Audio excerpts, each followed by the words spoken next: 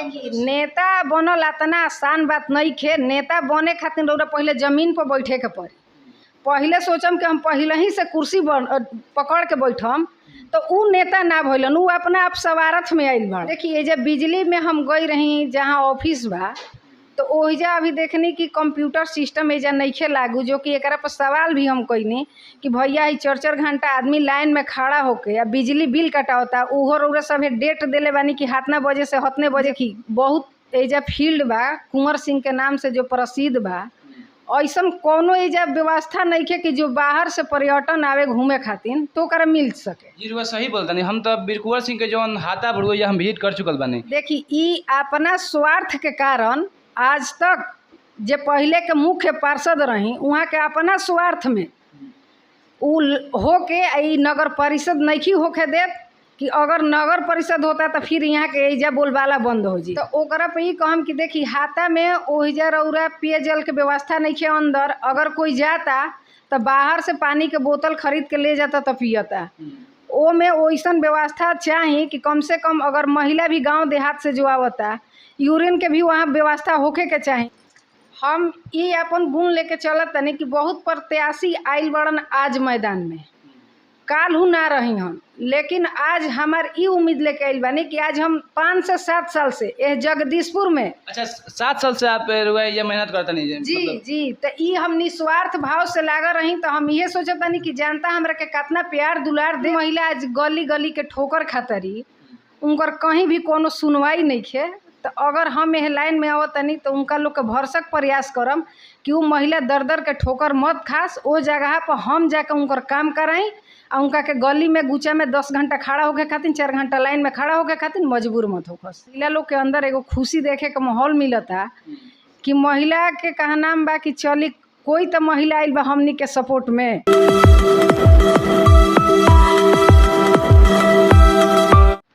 नमस्कार दोस्तों, मैं reporter Amit Kumar son of farmer और आप देख रहे हैं परसुमित लाइव न्यूज और आप सभी को परसुमित लाइव न्यूज में स्वागत है। और इस वक्त हम मौजूद हैं जो कि हम लोग कहते हैं जो कि लैंड ऑफ बीरकुंवर सिंह, जो कि बीरकुंवर सिंह के जो कि पावन धरती पर हम मौजूद हैं। और आज के समय में जो चुनाव जो सरगर्मी पर हैं और चुनावी माहौल हर समय बहुत सी राजनीति जो है फैल रहा है और चुनावी माहौल चल रहा है, जो कि नगर निकाय का जो चुनाव चल रहा है आज के समय में। और बहुत सारे प्रत्याशी जो हैं अभी चुनावी मैदान में कूद चुके हैं और जो कि जनता को किस तरह से अपने अंदर आकर्षित किया जाए, जनता को किस तरह से अपने अंदर लाया जाए, किस तरह अट्रैक्ट किया जाए। लोग अभी बहुत सारे प्रत्याशी जो हैं विजिट कर रहे हैं जनता के प्रत्येक द्वार पर जाकर, किस तरह से वोट बैंक बनाया जाए, कौन कौन से मुद्दे होंगे विकास का, कौन कौन से कार्य छूटा हुआ है, कौन कौन सा कार्य होगा, कौन कौन से चुनावी मुद्दा है। आपके मुद्दे पर आज के समय जो चुनाव है, चुनाव मुद्दे पर आ गया है। तो ऐसे ही जो कि सबसे प्रखर जो कि जगदीशपुर से बिलोंग करती हैं, जो कि संध्या सिंह जी जिनका नाम है, हमारे साथ मौजूद हैं। और ये जो है हमेशा जो कि जनता के कार्यों में हमेशा लिप्त रहती हैं, संलिप्त रहती हैं।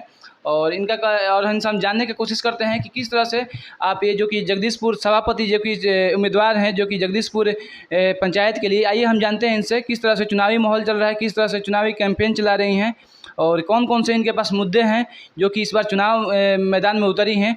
आइए जानते हैं। सबसे पहले मैम आपको परसुमित लाइव न्यूज में स्वागत है। जी बहुत बहुत धन्यवाद। चलिए आज हम लोग भोजपुरी में ही बात किया जाए। देखिए हम सबसे पहले ये बात बाकी भोजपुरी में ही चलते हमनी की बात करते हैं कि हमनी के भोजपुर जिला में सबसे पहले बिलोंग करते हैं जी।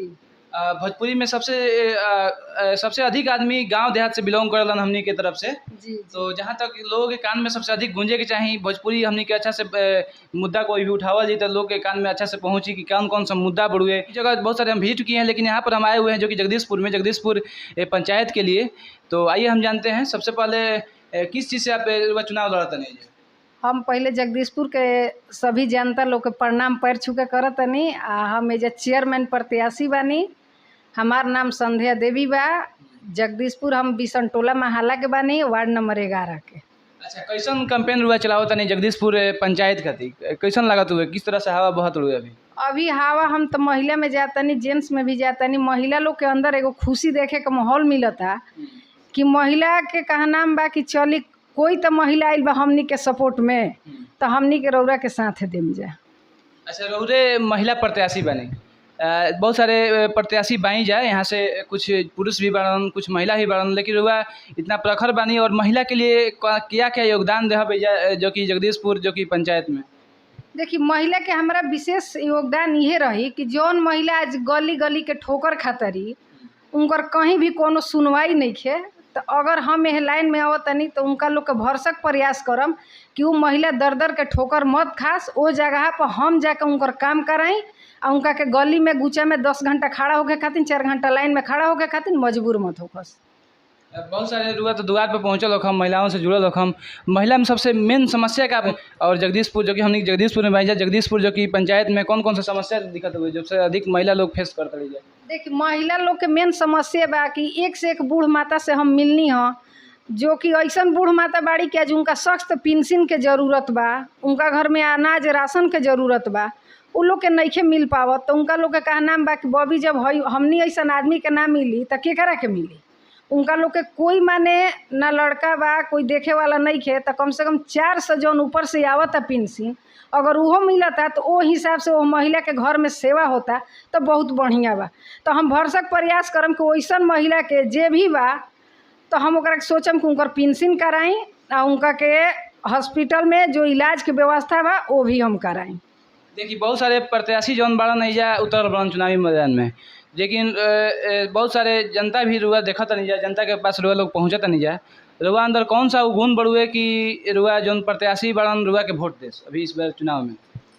हम ये अपन गुण लेके चलत तनी कि बहुत प्रत्याशी आइल बड़न आज मैदान में, काल्हू ना रही हम, लेकिन आज हमार ई उम्मीद लेके आइल बानी कि आज हम 5 से 7 साल से यह जगदीशपुर में। अच्छा, 7 साल से आप रुआ ये मेहनत करता नहीं है? जी मतलब? जी, तो ई हम निस्वार्थ भाव से लागा रही, तो हम ये सोचता नहीं कि जनता हमरा के कितना प्यार दुलार देता, कितना वो लायक समझता, ये वजह से हम मैदान में उतरल बानी। जो कि हमेशा हम कहीं भी कोनो सामाजिक कार्य होता तो वजह अवेलेबल रहता नहीं, तो वही हिसाब से आइल बानी कि अगर जनता हमरा के चुनता तो हम हर एक आदमी के समस्या के समाधान करी।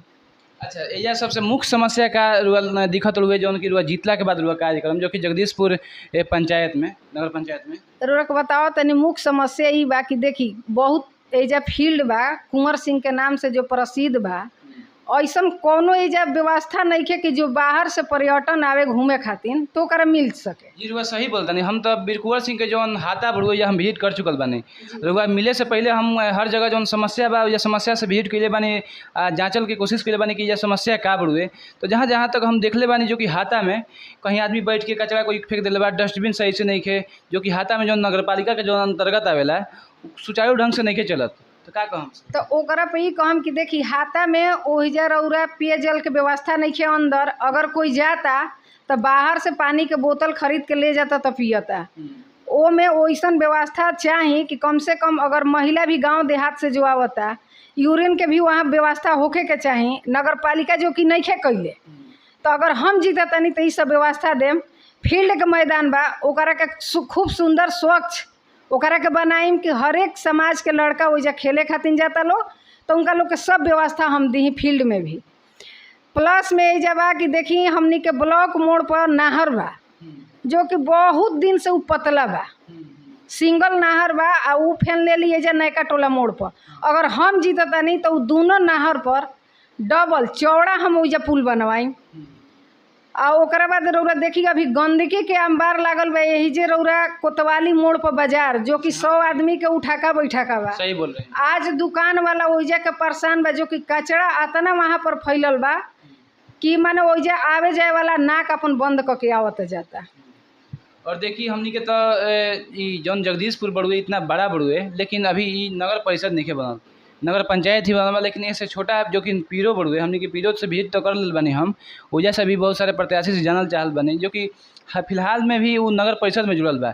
लेकिन जो जगदीशपुर बड़ुए नगर पंचायत ही बड़ुए इतना बड़ा पावन स्थली है, जो कि बीर कुंवर सिंह के पावन स्थली है, इस तरह से रखल गइल बा। रुआ का कहता नहीं, किस तरह से आवाज़ उठाई एकरा पे आवाज़ उठाई में कि देखी, ई अपना स्वार्थ के कारण आज तक जे पहले के मुख्य पार्षद रही वहाँ के अपना स्वार्थ में उ होके ई नगर परिषद नहीं होके देत कि अगर नगर परिषद होता तो फिर यहाँ के एजा बोलबाला बंद हो जी, जो कि बाहर के भी आदमी आके चुनाव लड़ी हन अगर हम जीततानी तो सबसे पहिल का ई लेके चलम कि एकरा के हम नगर परिषद करा दी कि और जे गांव देहात के भी आदमी बा ओकरा भी आज़ादी मिले चुनाव लड़े के।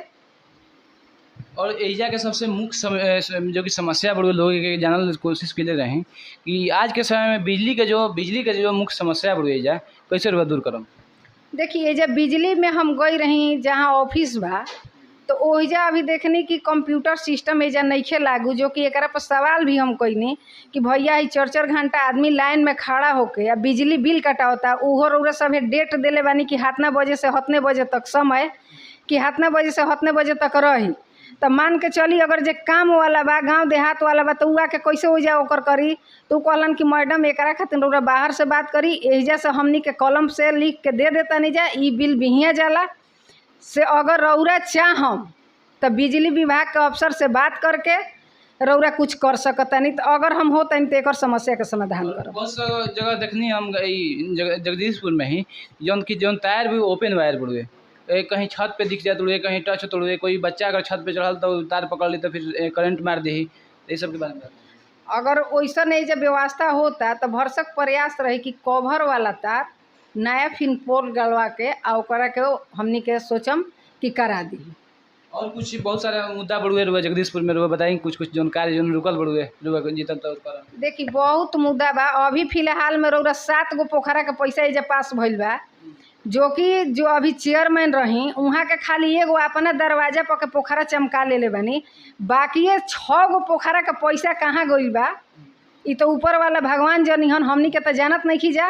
लेकिन हर एक आदमी के दिमाग में बा कि आखिर जब उतना पैसा आइल बा एजा भ्रष्टाचार भइल बा तब जनता तो हिसाब लेवे करी, आज ली या चाहे काल ली, जनता अपन दिमाग में बैठा ले बा कि हमनी के एकर हिसाब चुकती करे के बा। अच्छा जगदीशपुर में 7 गो पोखरा बुए ना पोखरा तो बहुत बा लेकिन 7 गो पोखरा के एजा रुपया पास भइल रहे, पैसा पास हो गए रहे जी। कुछ पता अंदाजा बड़ुए कितना पास हुए रहे?